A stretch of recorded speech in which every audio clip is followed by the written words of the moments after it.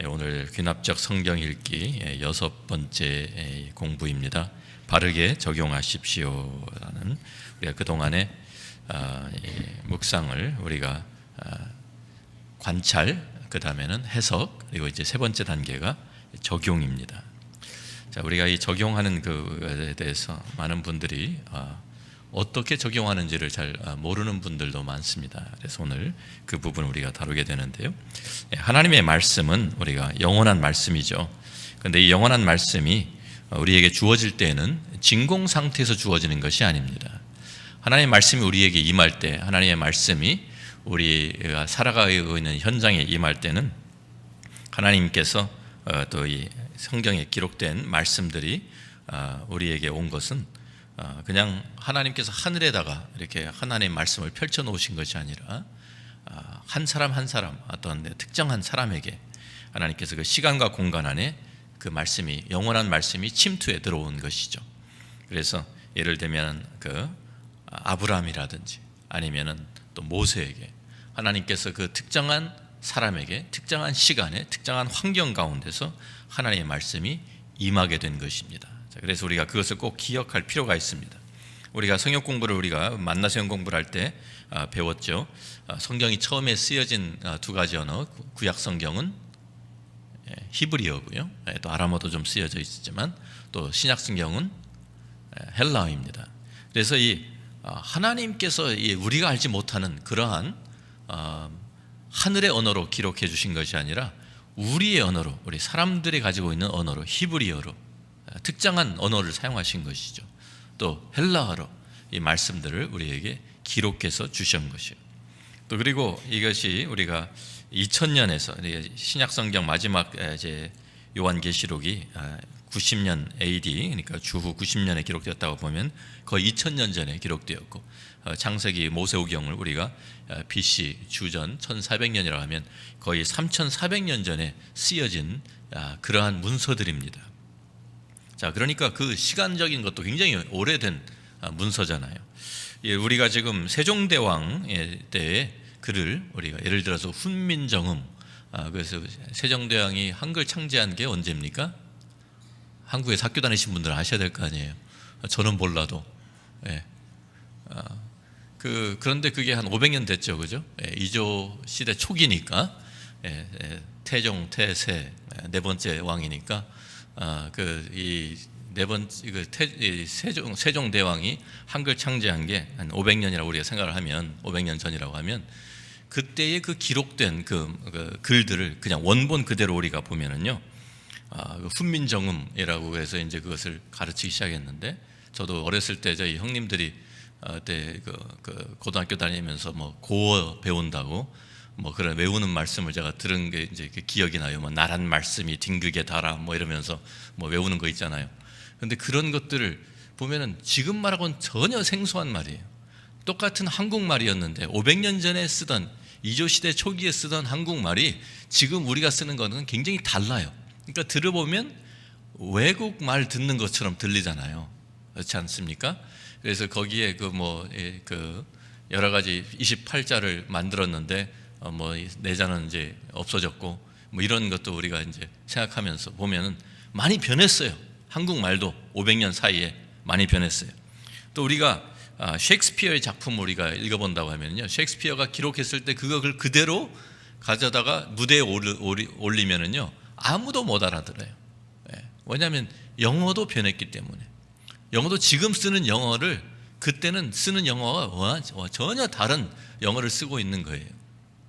그러니까 그때 셰익스피어가 기록한 그대로 그냥 그 원래 그거를 그 대사를 그냥 외우라고 하면은요 알아듣는 사람은 거의 없을 거예요. 학자들이 다 그것을 연구하면서 이제 그게 우리한테 이제 그것을 알 수 있게 다 해놓은 것이죠. 자, 그런데 우리가 같은 영어도, 같은 우리가 쓰는 영어도 한국말도 그렇게 달라졌는데 외국어가 그것도 3000년, 2000년, 3000년 전에 쓰여진 문서라는 것이 우리가 이해하기가 쉽겠습니까? 어렵겠습니까? 문화가 변했고요, 시대가 변했고, 완전히 다른 말이 된 거예요. 자, 그래서 그런 것 때문에 우리가 이 문화 이런 또 이제 배경, 여러 가지 그 역사적인 그런 배경과 이런 문화가 다 다른 그 환경에서 주어진 그 성경, 하나님의 말씀을 우리가 이해하는데 이러한 것들이 다 극복해야 될 장애물들입니다. 그래서 근데 이제 다행스럽게도 우리가 이것을 우리 스스로가 그러면은 헬라어를 공부하고 뭐 히브리어를 공부하고 이래가지고 그것도 지금 말든 히브리어가 아니죠. 예? 지금 이스라엘 사람이 쓰는 히브리어가 아니고 그리스 사람들이 쓰는 그런 그리스어가 아니에요. 이 성경이 쓰여진 건 고대 언어란 말이에요.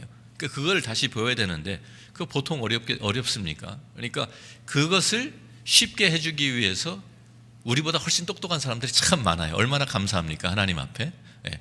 우리보다 똑똑한 사람들이 많아가지고 그 사람들이 다 연구하고 공부하고 해가지고 그것을 다 파헤쳐서 우리를 위해서 다 번역을 해놓은 거예요. 이미. 얼마나 감사해요. 그죠? 그런 사람들이 몇 수십 년 공부해가지고 이거를 다 우리가 알 수 있는 말로 현대 언어로 다 바꾸어 놓았어요. 그래서 우리가 이것을 우리 스스로 안 해도 되는 거예요. 이 작업을 이미 참 그 학자들이 성경학자들이 연구해서 다 우리가 알 수 있는 말로 현대 말로 다 바꾸어 놓았어요. 자, 그래서 우리 참 이 현대 성경에 영어 성경에는 이제 우리가 잘 아는 킹 제임스 버전 번역본 유명한 번역본이죠. 또 Revised Standard Version, New International Version. 이건 70년대 제가 대학 이제 다닐 때 그 초기에 70년대 초기에 저는 대학을 나중에 갔지만 그 초기에 나왔습니다. 그래서 그때 대학을 다니면서 제가 영어 성경으로 이 NIV를 많이 썼어요. 그래서 지금까지 지금 벌써 몇 년이 지난 겁니까? 한 30년 넘게 지났죠. 예. 그런데 그것을 지금도 그러니까 쓰고 있잖아요. 그런데 20년 정도 지나면 이 언어가 바뀌거든요. 그러니까 NIV 성경도요 계속 리바이스를 합니다. 계속 다시 또 그거를 좀 수정하고 합니다. 요새 그래서 이 새로운 그 번역본들이 계속 나오는 거예요. New English Translation. 요새 젊은 사람들은요 이거를 선호해요. 이게 New English NET라고 해가지고 이거를 이제 현대 감각에 더 만든다는 것이죠. 그러니까 제가 자랄 때하고 지금 대학생들하고 이제 이 세대 차이가 이런 데서 납니다. 그래서 이런 것을 우리가 보면은 언어가 계속 바뀌어요. 한국말도 그렇잖아요. 한국말 요새 젊은이들이 쓰는 한국말을 우리가 쓰는 한국말하고는 전혀 다른 말 쓰고 있어요. 그러니까 그 시대에 맞게 그 사람들이 이해할 수 있도록 계속 성경이 20년, 30년 주기로 계속 번역되어서 새로운 번역들이 나오고 있는 거예요. 자, 우리가 쓰던 한국말 성경도요. 자, 우리가 개역 한글판이 있었습니다. 개역 한글판은 1956년도에 이 한글로 이제 그 번역이 된 것이었어요. 그 오랫동안 썼어요. 근데 그게 저보다도 나이가 많은 성경이에요. 그 1956년도. 그런데 쓰다 보니까 말이 어렵잖아요. 이게 요새 사람들은 도대체 무슨 소리인지도 모르는 뭐 그런 단어들도 나오고 이제 문법도 잘 안 맞고 이러니까 이것을 현대에 맞게 고친다고 한 것이 이제 개역 개정판이 나왔고 그것을 우리가 쓰고 있는 것입니다. 그 외에도 뭐 새번역, 공동번역, 현대인의 성경, 쉬운 성경 이런 것들이 이제 쉬운 우리 현대어로 바꾸기 위해서 이런 이제 번역본들이 한국 성경이 있습니다. 이런 걸 할 때는 항상 참 그 시대에 맞게 하기 위해서 원어에서 다시 돌아가서 원어를 그냥 그대로 다시 이제 트랜슬레이트 합니다. 그리고 킹 제임스 버전 같은 것도 뉴 킹 제임스 버전이 나왔습니다. NIV 성경도 또 새로운 번역이 나오고 계속 이제 그것을 이제 수정해 나가는 것이죠. 자, 그뿐만 아니라 그 배경과 또 그 여러 가지 그 이제 풍습 또 그때 그 당시에 여러 그 문화 이런 것들을 위해 설명해 주기 위해서 성경 사전이 있고요, 성구 사전도 있고, 백과 사전도 있고, 성경 백과 사전, 주석 이런 것을 통해서 우리가 그러한 우리가 가지고 있는 이 문화적인 간격, 또 시간적인 공간의 간격 이런 것들을 우리가 극복할 수 있도록 도와주는 그런 보충 자료들이 많이 있는 거예요. 그래서 그것을 통해서 우리가 성경을 잘 이해할 수 있도록 도와주는 것입니다. 이게 다 성경학자들이 하는 일입니다. 그러니까 참 그분들에게 우리가 참 감사해야 돼요. 그런 학자들이 있기 때문에 우리가 이렇게 쉽게 성경을 보고 이해할 수 있게 되어 있는 것이죠. 자, 그런데도 불구하고 우리가 성경을 이제 쉽게 우리가 이해할 수 있는 걸로 되어 있지만 우리가 이 성경 말씀을 우리가 이제 그래서 성경을 읽고 관찰하고 해석하고 하는 것을 다 할 수 있는데 그런 다음에 적용하는 데 있어서는 그래도 문제가 있을 수가 있습니다. 우리의 삶에 이 성경을 적용한다라는 말씀을 우리가, 왜냐하면 성경이 이미 기록된 것이 오래전에 기록된 것이기 때문에 그 간격을 우리가 이해를 해야 돼요. 자, 제가 넘기는 걸 안 갖고 왔네요. 이거 좀 넘겨주셔야 되겠네. 예. 첫 번째 우리 데살로니가전서 5장 26절 한번 같이 읽어봅니다. 거룩하게 입맞춤으로 모든 형제에게 문안하라. 자, 예를 들어서 이 말씀을 우리가 적용합니다라고 생각을 해보십시오. 어떻게 적용을 해야 되겠습니까?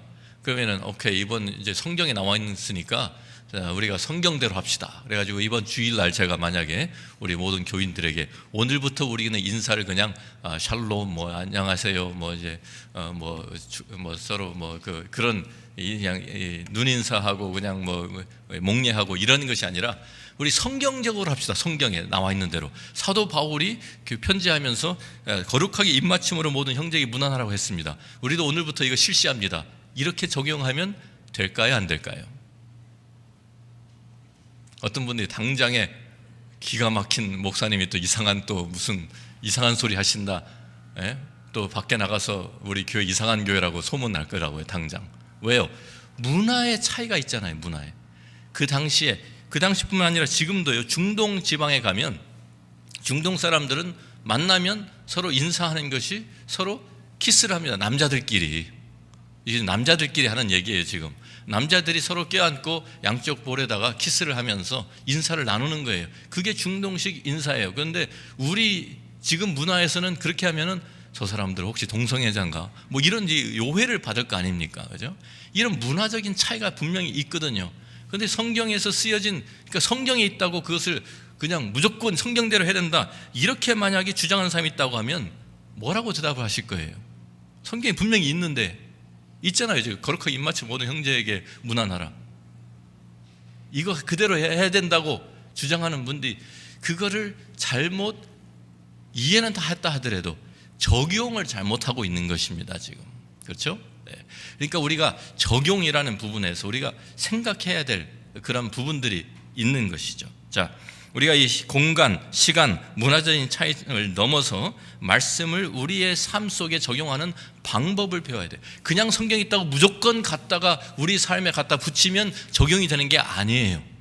그래서 제가 오늘 그것을 여러분들에게 말씀드리는 것입니다. 그 원리가 있습니다. 자, 하나님의 말씀이 하나님의 영원한 말씀인데, 영원한 말씀이기 때문에 그 안에는 영원한 영적인 진리가 담겨 있습니다. 그것을 찾아내야 되는 거예요. 우리가 먼저. 자, 그래서 이것을 그림으로 저희가 좀 그려보면은요, 그림으로 표현하면은 거기에 이제 4번의 그림을 좀 보시면 좋겠습니다. 하나님의 말씀, 영원한 말씀이죠. 그 말씀이 하나님께서 어떠한 특정한 사람에게 말씀하셨어요. 4,000년 전에 아브라함에게 말씀하셨어요.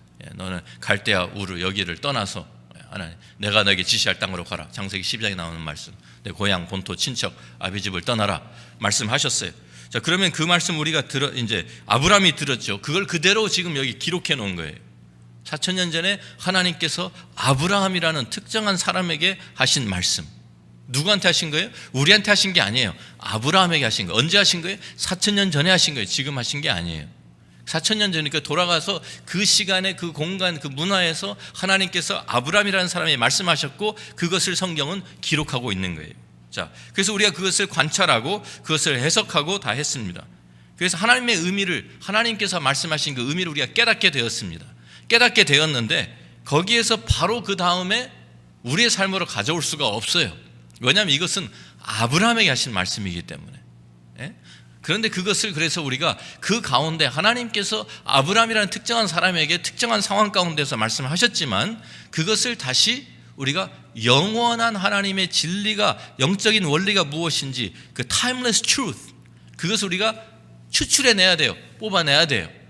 그래서 그것을, 그 원리를 우리가 보편적인 모든 사람들에게 적용될 수 있는, 모든 사람 언제 어느 시대에든지 적용될 수 있는 영적인 원리로 우리가 그것을 바꾸고 거기에서 그것을 발견해서 만들어낸 다음에 그 다음에 그것을 우리 상황에 맞게, 우리의 상황, 우리 현재의 이 상황과 이제 그 환경과 우리의 그 모든 문화와 이 상황 가운데서 나의 삶 가운데 이것을 다시 적용을 하는 거예요. 그 적용을 그렇게 한 단계 거쳐서 가야지 바로 성경에 있는 것을 그대로 가져가면은요 문제가 심각한 문제가 많이 생겨요. 그래서 구약 성경 예를 들어가지고 구약 성경의 뭐 율법 같은 게 그런 것이죠. 바로 그거 가져오면은 뭐 지금도 뭐 돌로 쳐 죽여야 될 사람 얼마나 많아요, 그죠? 예, 그렇잖아요. 여기 성경대로 하자고 하면, 근데 성경대로 왜 안 하냐고 그러면 뭐라고 하실 거예요? 예? 그렇게 우리가 적용하는 것이 아니기 때문에 우리가 하나님께서 말씀하신 그 하나님의 이 영원한 하나님의 그 진리가 무엇이냐 그것을 발견해야 된다는 것이죠. 자, 우리가 이제 이것을 설명하기 위해서는요 그냥 예를 드는 게 가장 쉽기 때문에 제가 창세기 22장에 있는 말씀을 좀 우리가 찾아가 보면 좋겠습니다.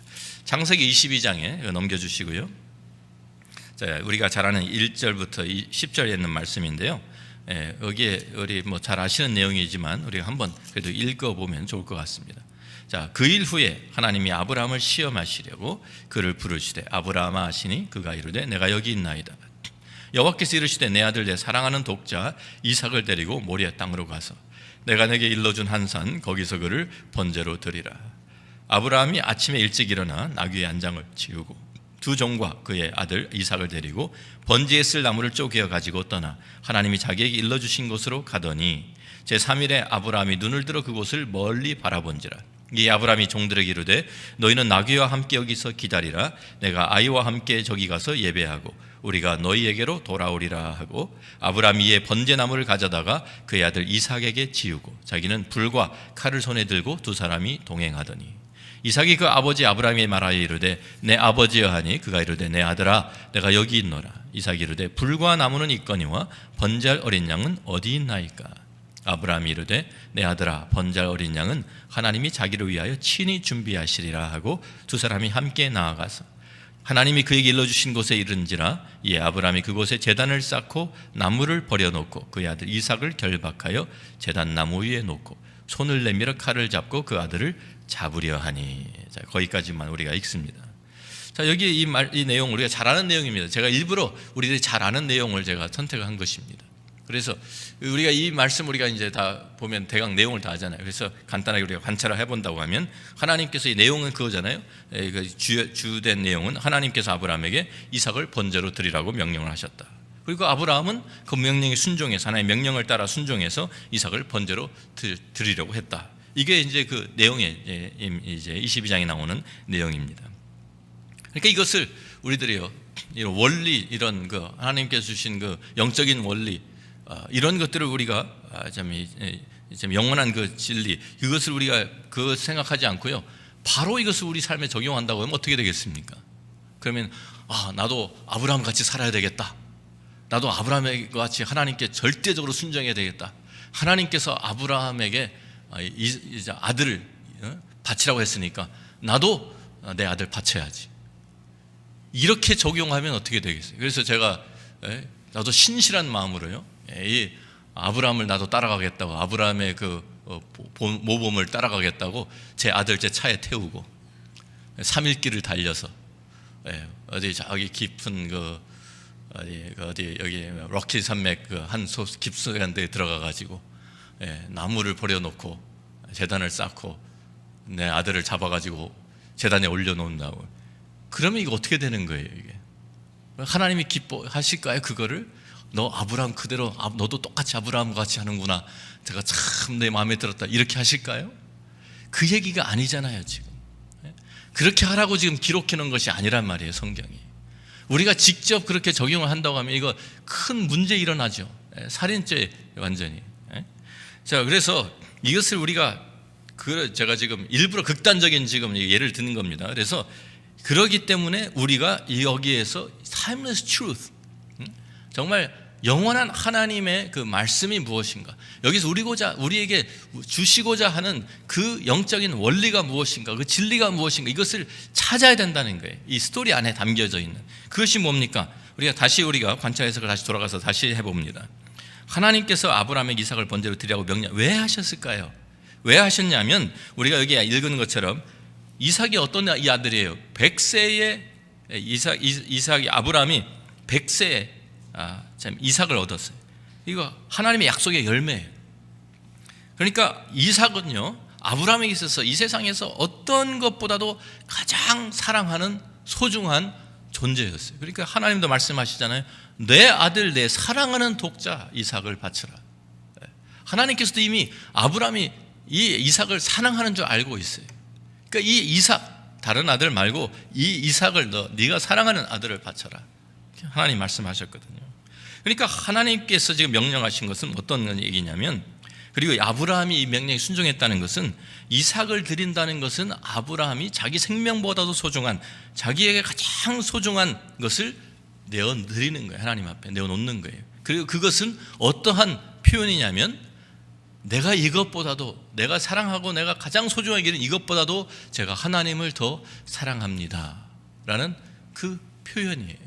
그것을 하나님께서 보기 원하셨고, 그것을 아브라함은 그 하나님의 요구에 응답을 한 것이죠. 거기에 순종한 것이죠.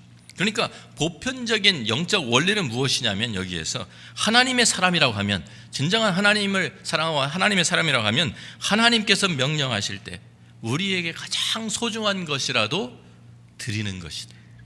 그거예요. 자, 이것을 영적인 원리로 이렇게 뽑아내면은요, 이것은 이제 더 이상 아브라함에게만 하신 말씀이 아닙니다.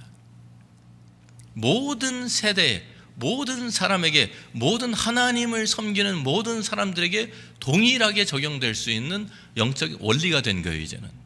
그죠? 이제는 더 이상 이것은 하나님께서 4,000년 전에 아브라함에게 하신 말씀이 아니라, 지금 이 시대에도, 아니면 100년 전에도, 1000년 전에도, 또 앞으로 100년 후, 2000년 후에도 똑같은 하나님, 이 말씀에서 하나님께서 우리에게 요구하시는 것은 똑같은 거예요.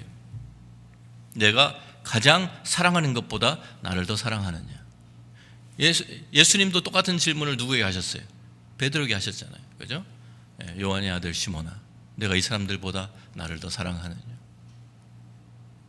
그때나 지금이나 주님은 그 똑같은 질문을, 하나님을 우리가 사랑합니다, 하나님을 섬기는 사람들에게 질문을 던지고 있는 거예요.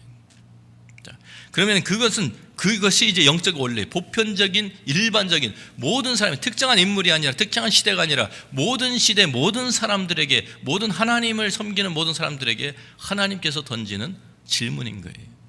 우리한테 적용이 됩니까? 안 됩니까? 적용이 되죠. 자, 그때부터 이제는 우리가 적용으로 들어가는, 그러니까 이제 보편적인 영적 원리를 발견했어요, 이 스토리에서. 그럼 그것을 가지고 이제는 나의 삶 속으로 들어오는 것입니다. 나의 삶을 그 말씀에 비춰보는 거예요. 그 말씀을 통해서 내 삶을 보면서, 자, 우리가 이제 그래서 우리가 물어봐야 될 질문들이 나오는 것이죠. 그렇다고 하면 아브라함에게는 이삭이었는데 나에게는 무엇인가? 내가 가장 내 목숨보다도 아끼는 것, 그것이 무엇일까? 물질인 사람도 있고요, 자기의 그 명예인 사람도 있고요, 자기 자존심, 자기의 그 어떤 자기 목숨은 내놔도 내가 창피당하는 것은 내가 못 견딘다, 무시당하는 것은 못 산다, 이런 사람도 있잖아요. 자기가 내가 가장 소중한 게 뭐예요? 우리 자녀일 수도 있고, 내 어떤 그 관계가 될 수도 있고요. 자, 내게 지금 가장 소중한 것이 뭐, 어떤 사람들 그냥 뭐 자동차가 될 수도 있고, 그게 뭐냐 이거예요, 도대체. 그리고 그것을 주신 분이 누구예요? 하나님이시죠. 그 물어봐야 돼. 그리고 그 하나님께, 그 나에게 그것을 주신 하나님께 내가 다시 내어놓을 수 있을까? 질문해야 되고. 그러면서 이제 마지막 우리가 그 결론이, 그러면 나는 하나님을 이 세상에 어떤 것보다도, 내가 가장 사랑하는 것보다도 하나님을 더 사랑하는지, 나한테 던지는 질문이에요. 시간을 들여야 되는데 그것을 우리가 그냥 건너뛸 때가 많은 거예요. 스킵하고. 그러니까 어떻게 됩니까? 하나님의 말씀이 우리에게 임했지만 그 말씀이 우리의 삶에 자리를 잡지를 못해요. 그래서 우리의 삶이 변화되지가 않는 거예요. 우리의 삶이 언제 변하냐면, 우리의 삶이, 우리가 하나님의 말씀이 우리의 삶 속에 들어와서 그 원리가 자리 잡을 때, 그러니까 어떤 때는요, 이것이 시간이 좀 걸릴 때가 있어요. 근데 우리가 그래서 그 말씀을 우리가 적용하기 위해서 우리가 계속 우리의 삶을 들여다볼 때, 어떤 때는요, 이 같은 질문을 가지고 우리가 일주일 동안 씨름해야 될 때도 있는 거예요. 근데 우리가 어떻게 보면 우리 큐티 해야 되니까, 큐티 우리 정해진 오늘 큐티가 있고 내일 큐티가 있고, 또 참 계속 지금 밀려 있으니까 그거 하다가 적용은 안 하고 자꾸만 파리가 굉장히 귀찮게 구네 나를. 그런데 계속 우리가 그 스케줄 따라가느라고 하나님의 말씀을 묵상하는데 마지막 부분을 자꾸만 우리가 소홀히 한 때가 많은 거예요. 사실은 그렇게 해야 우리가 52주 설교를 다 듣고 다 외우고 알고 있으면 뭐합니까? 그 말씀을 하나라도 우리가 순종하고 그 말씀에 우리가 그 적용이 우리 삶 속에 자리 잡도록 하는 것이 더 중요한 거 아닙니까? 말씀 묵상이 마찬가지예요. 우리가 얼마나 많이 이것을 깨닫고 알느냐가 중요한 것이 아니라 그 말씀이 우리의 삶 속에 얼마나 자리 잡느냐가 중요한 것입니다. 이 적용 부분이, 그래서 적용이 안 되면 우리의 삶이 변화가 안 돼요. 그래서 많은 문제가 그거잖아요. 우리의 삶이 변화되지 않는 이유가 말씀은 많이 아는데, 많이 들었고 하는데 그것이 우리의 삶 속에 트랜슬레이트 안 되는 거예요. 시간을 우리가 들이지 않기 때문에. 어떤 때는 차라리 하나 가지고 우리가 일주일 동안 씨름하는 것이 더 좋을 때가 있어요. 사실 필요하고요. 또 한 가지는요, 제가 지금 말씀드린 것처럼 여러 가지 다 사람마다 다른 걸로 이제 적용이 되기 때문에 내 적용을 하면서, 내 삶에 적용을 하면서 다른 사람들 보고 나같이 하라고 강요할 수 있습니까? 없습니까? 나같이 내가 적용한 대로 너도 하라고 이렇게 하면은요, 그건 안 맞는 거예요. 왜냐하면 나한테는 맞겠지만 저 사람한테는 안 맞는 얘기예요. 그 사람 생각과 그 사람의 삶과 그 사람의 방법이 다 다른데, 환경이 다른데 어떻게 나하고 똑같이 적용을 하라 그래요. 그리고 더 중요한 것은요, 자기한테도 적용 안 하고 다른 사람한테만 적용하는 사람이 있어요. 너 이런 성경 말씀을 들여다보면서 이렇게 살라고 했잖아. 왜 안 살아? 적용은요, 자기가 하는 거예요. 자기가 자기한테. 내가 다른 사람한테 해주는 거 아니에요. 해줄 수가 없어요. 해주고 싶어도. 제가 아무리 해도요, 설교를 하고 다 해도요, 적용은요 대신 해줄 수가 없어요. 왜? 제가 여러분의 마음도, 여러분의 삶도, 여러분의 모든 것을 속속들이 다 알 수가 없기 때문에, 여러분이 제일 잘 알잖아요.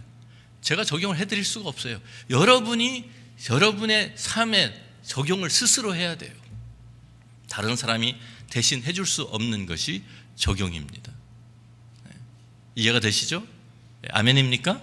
예.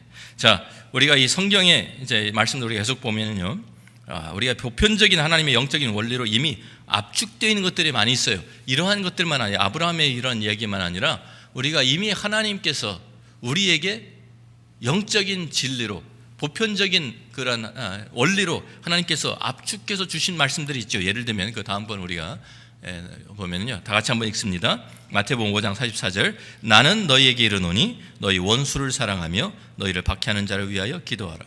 이거는 이미, 그죠? 모든 것을 다, 모든 환경과 문화와 모든 것을 다 뛰어넘는 원리예요. 영적인 원리.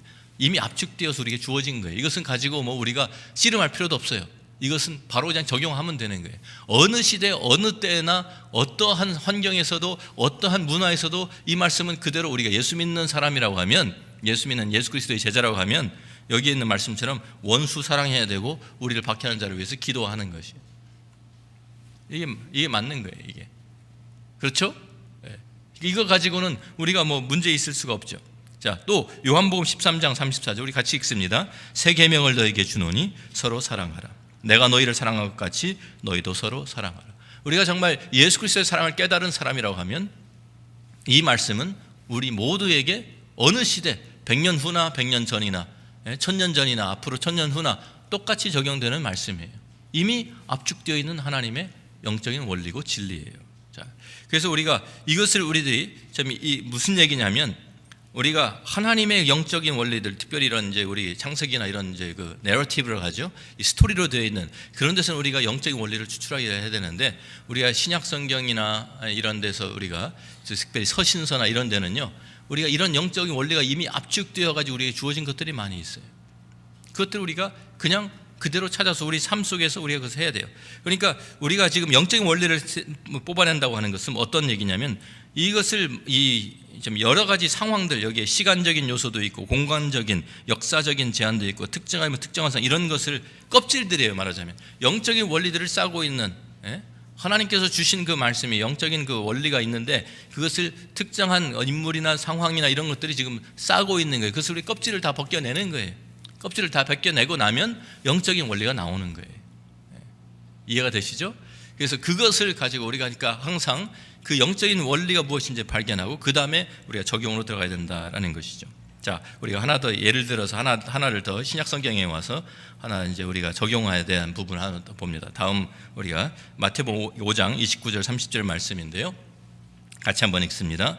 만일 내 오른 눈이 너로 실족하게 하거든 빼어내 버리라. 내 백체 중 하나가 없어지고 온몸이 지옥에 던져지지 않는 것이 유익하며 또한 만일 내 오른손이 너로 실족하게 하거든 찍어내 버리라. 내 백체 중 하나가 없어지고 온몸이 지옥에 던져지지 않는 것이 유익하니라 그랬어요. 자, 이게 산상수훈에 나오는 말씀인데 이 말씀을 우리가 적용을 한다라고 할 때요, 우리가 우선 관찰해서 우리가 좀 한다 하면은요, 자, 무슨 잘못된 적용이 뭘까요? 잘못된 적용은 뭘까요? 네, 진짜로 눈을 뽑는 거고요, 진짜로 손을 자르는 거죠. 네. 근데 지금 예수님께서 이렇게 하라고 하신 말씀일까요? 아닐까요? 아닌 거죠, 당연히. 자, 그런데요, 이런 사람들이 실제로 있었어요. 우리 교회 역사를 보면 어떤 사람들이 이렇게 하는지 아세요? 진짜로 이 말씀대로 자기 따라 순종하게 살겠다고 눈을 뽑고 손을 자른 사람들이 있었어요. 없었던 게 아니에요. 그래서 제가 말씀드리는 거예요. 그런데 어떤 사람들이 이렇게 했느냐? 신실한 사람들, 타협하지 않는 사람들, 정말 자기는 예수님 말씀대로 살겠다고 하는 사람들이 진짜로 눈을 뽑고 손을 잘라요. 진짜로 고지시켜서. 신실한 사람들이. 우리같이 좀 타협하는 사람들은 절대로 안 하죠. 그런데 정말 자기의 삶을 다 바쳐서 주님을 사랑하고 했다는 사람들이 이렇게 하거든요. 그런데 주님이 그렇게 하라고 하신 거냔 말이에요. 그런 뜻이 아니거든요. 주님께서 말씀하신 의도를 우리가 먼저 깨달아야 되는 것이죠. 자, 관찰 우리 해석을 잠깐 한다고 하면 오른 눈이 실족해 하면 빼어버리는 것이 차라리 유익하다는 말씀이고요, 오른손이 실족해 하면 찍어버리는 것이 차라리 유익하다. 그런데 이것을 오른 눈, 오른손 이거 진짜로 빼어내라, 찍어라 하는 말씀이 아닌 것을 우리가 알 수 있는 게 뭐냐면, 왜 하필이면 오른쪽 눈이고 왜 하필이면 오른손입니까? 아니, 우리가 죄를 지었는데 죄를 지을 때 한쪽 눈 가리고 오른 눈으로만 죄를 짓습니까? 하나는 그래도 내가 세이브해야지, 그래가지고 열심히 한 눈 가리고 오른쪽 눈으로만 들여다봐요? 아니잖아요. 우리가 양쪽 눈이 다 같이 죄를 짓지, 보통 애꾸가 아닌 이상. 손이 죄를 지을 때 오른손만 왼손은 딱 감춰놓고 오른손만 죄를 짓냐고요? 같이 하잖아요, 같이. 그런데 예수님께서 그럼 양손 다 자르라 그래야지, 왜 오른 눈을 다 뽑으라 그래야지, 그렇게 말씀 안 하시잖아요. 왜 오른 눈이고 왜 오른손이에요? 그 이유는요, 히브리 사람들의 그 생각, 유대 사람들의 생각이 오른손, 특별한 손이에요. 우리도 한국 사람들도 그 문화가 그런 게 있죠. 우리 어렸을 때 왼손잡이로 태어났어, 왼손잡이로. 그래서 왼손으로 밥을 떠먹으려고 그러면 어머니들이 막 때려가지고 오른손으로 그래가지고 오른손으로, 왼손을 먹는 게 훨씬 편한데 자꾸만 오른손으로 해가지고 억지로 오른손으로 먹게 하고 억지로 오른손으로 글쓰게 하고 그렇게 하잖아요. 그게 뭐예요? 왜 그래요? 오른손이 더 좋은 손, 더 중요한, 이런 그 오른쪽이 중요하다, 이러한 그 사상이 있는 거예요, 그 문화가. 근데 히브리 사람들이 똑같았어요. 그러니까 오른 눈이 좋은 눈이고요, 오른손이 좋은 손이에요. 그것을 빼어라, 그것을 찍어버리라는 말씀은 아무리 너에게 필요한 것이라 할지라도, 너에게 유익한 것이라 할지라도, 내가 꼭 있어야 되는 것이라 할지라도 그것 때문에 내가 죄를 짓게 된다면 그것을 해결하는 것이 차라리 더 낫다, 그 말씀입니다. 그러니까 실족해 한다는 것은 이제 하나님께 순종하지 못하게 한다는 것이죠. 그러니까 우리가 보편적인 영적인 원리를 여기서 발견한다고 하면 뭡니까? 죄의 근원은 철저하게 해결해야 된다, 결단해야 된다, 그런 말입니다. 지금 주님께서 철저한 결단을 요구하고 계시는 거예요. 실제로 눈을 뽑으라는 것이 아니고 손을 자르라는 말이 아니라 죄와 관계에서 죄를 청산하기 위해서 우리를 괴롭히는, 우리가 실족하게 되는, 우리가 순종하지 못하게 되고 넘어지게 하는 그런 것이 있다고 하면 그것이 무엇이든지 간에 그것을 내 삶 속에서 제거해야 된다. 철저하게 해결해야 된다. 그 말씀이죠. 자, 그러니까 적용을 한다고 하면 우리가 그 원리를 우리가 가지고 적용을 한다고 하면 이제 우리 스스로에게 우리의 삶에 들여다보아야 되는 질문들을 우리가 만들어서 물어봐야 되는 거예요. 나한테. 예?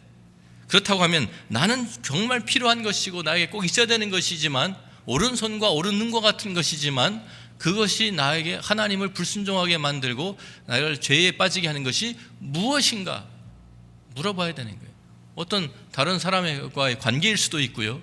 그러니까 내가 그 친구 관계를 잘 이제 우리가 끊어야 될 수도 있는 것이고, 아니면 뭐 그것이 어떠한 뭐 물질일 수도 있는 것이고, 아니면 그것이 어떠한 참 내가 지금 가지고 있는 어떠한 그 영향력일 수도 있고요. 여러 가지가 되겠죠. 사람마다 다 지금 달라요. 그런데 그것을 내가 우선 내 삶을 들여다보면서, 그러니까요, 우리가 묵상한다고 할 때, 이제 특별히 이 적용한다고 할 때는요, 우리가 하나님의 말씀을 들여다보면서 말씀을 관찰하고 우리가 그것을 해석하는 것처럼 적용 부분에서는 이제는 내 삶을 그 말씀 가지고 들여다보는 거예요. 내 삶을 깊게 관찰해야 돼요. 내 삶을 정말 하나님 앞에 세워놓고 좀 그 하나님의 그 말씀, 그 거울의 앞에 나를 비춰보면서 정말 나에게 이런 부분은 없나, 이런 내가 문제되는 부분은 없나, 이것을 계속 들여다보고 그것을 내가 스스로 내가 그것을 좀 그 말씀이 내 삶 속에서 그것이 드러날 수 있도록. 그래서 하나님께 순종하기 위해서 이제 적용 질문을 계속하는 것이죠.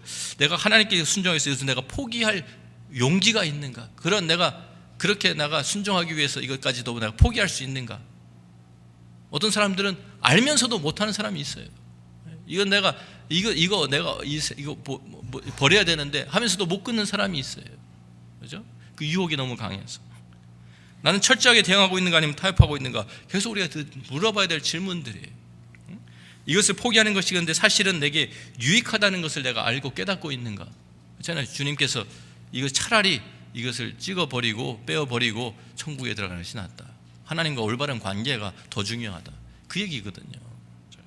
그러니까 이것을 우리가 적용하는 단계에서는 우리가 이것을 계속 이런 질문을 나에게 계속 던지면서 우리의 삶 안에 정말 철저하게 파헤치고 분석해야 되는 거예요. 하나님의 말씀을 우리가 묵상하고 하나님의 말씀을 한 만큼 우리가 이제 그 말씀을 가지고 내 삶에 들어가 내 삶을 분석하고 내 삶을 들여다보고 내 삶의 어떤 부분마다 이 말씀들이 어떻게 이제 내 삶 속에서 자리 잡는지 그것을 우리가 시간을 투자해야 되는 것이죠. 자, 그래서 우리가 이러한 이제 과정이 우리에게 이 적용이라고 하는 과정이 꼭 필요합니다. 이것이 없이는 우리의 삶이 절대로 변화되질 않습니다. 그냥 그 말씀이 우리의 귀로 듣고 흘려버리는 거예요. 근데 우리 많은 현대 교회가 매주일 모여서 말씀 나누고 우리 매일 큐티하고 해도 이런 것이 이 적용 부분이 우리가 거기에 깊게 들어가지 못하기 때문에 우리의 삶이 변화되지 않는 것이다, 그 말입니다. 투자해야 합니다. 시간을 들여야 합니다. 우리의 삶을 하나님 앞에서 바르게 우리들이 세워나가야 됩니다. 자, 우리가 오늘 이제 시간이 많이 가서요 여기에서는 할 수가 없겠는데요, 우리 마태복음 제가 오늘은 숙제를 하나 드리려고 합니다. 이 마태복음 14장 22절부터 33절에 있는 말씀인데요, 우리가 잘 아는 말씀이에요. 그러니까 우리가 잘 쉬운 말씀이니까 이것을 우리들이 제가 읽어드릴 테니까 한번 이제 우리 같이 이제 읽고요. 그 다음에 오늘 집에 가셔서 다음 주에 오시기 전까지 이거 가지고 관찰 이런 것은 이제 다 잘 아시는 내용이니까 시간 안 들으실 거예요. 그런데 여기에서 아까 말씀드린 그 영적인 원리, timeless truth, 정말 하나님의 말씀이 여기에 담겨 있는 그 진리가, 내가 지금 찾아야 될 그 진리가, 영적인 원리가 무엇인가, 그것을 발견하고요. 그리고 그것을 내가 내 삶 속에 어떻게 적용이 될 것인가, 그거를 좀 한번 시도를 해보시면 좋겠어요. 시도를 하지 않으면은요, 이건 그냥 듣기만 하고 하면 훈련이 되질 않습니다. 해보셔야 합니다. 자, 그래서 제가 우리가 잘 아는 내용인데요, 마태복음 14장에 있는 말씀 제가 하나 읽어드립니다. 같이 읽을까요? 자, 예수께서 즉시 제자들을 재촉하사 자기가 무리를 보내는 동안에 배를 타고 앞서 건너편으로 가게 하시고 무리를 보내신 후에 기도하러 따로 산에 올라가시니라. 저물매 거기 혼자 계시더니 배가 이미 육지에서 술이나 떠나서 바람이 거스름으로 물결로 말미암아 고난을 당하더라. 밤 사경에 예수께서 바다 위로 걸어서 제자들에게 오시니 제자들이 그가 바다 위로 걸어오심을 보고 놀라 유령이라 하며 무서워하여 소리 지르거늘 예수께서 즉시 이르시되 안심하라 나니 두려워하지 말라. 베드로가 대답하여 이르되 주여 만일 주님이시거든 나를 명하사 물 위로 오라 하소서 하니 오라 하시니 베드로가 배에서 내려 물 위로 걸어서 예수께로 가되 바람을 보고 무서워 빠져가는지라 소리질러 이르되 주여 나를 구원하소서 하니 예수께서 즉시 손을 내밀어 그를 붙잡으시며 이르시되 믿음이 작은 자여 왜 의심하였느냐 하시고 배에 함께 오르매 바람이 그치는지라. 배에 있는 사람들이 예수께 절하며 이르되 진실로 하나님의 아들이로소이다 하더라. 자, 잘 아시는 내용이죠? 예. 자, 이 내용 가지고 숙제가 뭡니까? 영적인 원리가 무엇인지, 여기 말씀에 나타난 영적인 원리가 무엇인지, 이 시대와 공간과 다 초월하는 모든 사람들에게 적용되어야 되는 그 영적인 원리, 하나님의 참 그 말씀의 그 진리의 말씀이 무엇인가? 그 포장들 지금 포장이 쌓이는데 그래서 이제 그 벗겨내야 되고요. 그리고 그것을 내가 어떻게 적용할 것인가? 자, 여기에서 제가 힌트를 하나 드리면은요, 잘못된 적용은 이것입니다. 바로 호숫가를 찾아가지고 물 위로 걸어보는 것. 이건 잘못, 제가 분명히 말씀드려요. 빠집니다. 시도하지도 마세요. 자, 그러니까 우리가 적용, 바른 적용, 우리가 어떻게 해야 될지 우리들이 이번 주에 한번 좀 이 말씀 가지고 씨름을 좀 해보시면 좋겠습니다. 아셨죠? 질문 없으시죠? 기도하고 마칩니다.